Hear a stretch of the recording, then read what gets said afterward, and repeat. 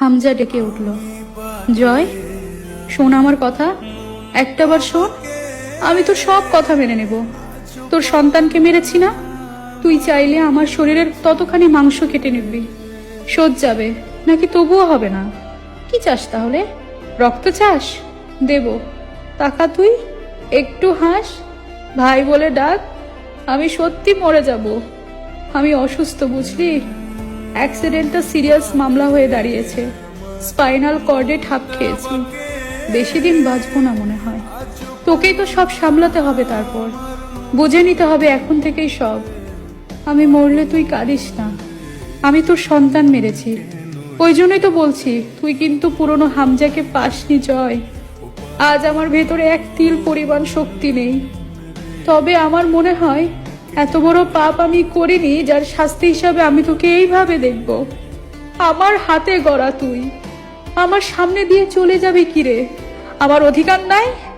এই যে তোর যে বুকে গুলি চলেছে, এই বুক প্রশস্ত করতে আমার বুক ক্ষয়ে গেছে। এত সহজ নাকি? হ্যাঁ, ওই যে রক্ত ওখানে দলা ধরে পড়ে আছে, ওই রক্ত কার? এই ভিটার রক্তের সঙ্গে তোর লেনদেন কবেই চুকে গেছে। ওই রক্ত আমার, তোর রক্ত মাংস সব আমার দান। সেই রক্ত তোর এই নিমুখ হারামের ভিটায় বিসর্জন যাবে? আমি মেনে নিব না। ওঠ, কোর্টের তারিখ আছে সামনে। এবার পালানো হলো না, কিছুদিন জেল খাটা লাগবে এবার। চল ওঠ, ওঠ সোরের বাচ্চা, বেঈমানের বাচ্চা। জীবন দিলাম আমি, পালন করলাম আমি, সেই জান তুই হেলাই দান করছিস বাপের ভিটায়? জানোয়ারের বাচ্চা, তোর বাপের ভিটার অধিকার আছে তোর ওপর। তোকে মানা করিনি এখানে আসবি না? তোকে 1.5 যুগ ভুলিয়ে রাখলাম, শিখালাম এই ভিটা তোর না, তোর না, তোর না। তোর কাল আছে, তোর মরণ আছে এখানে।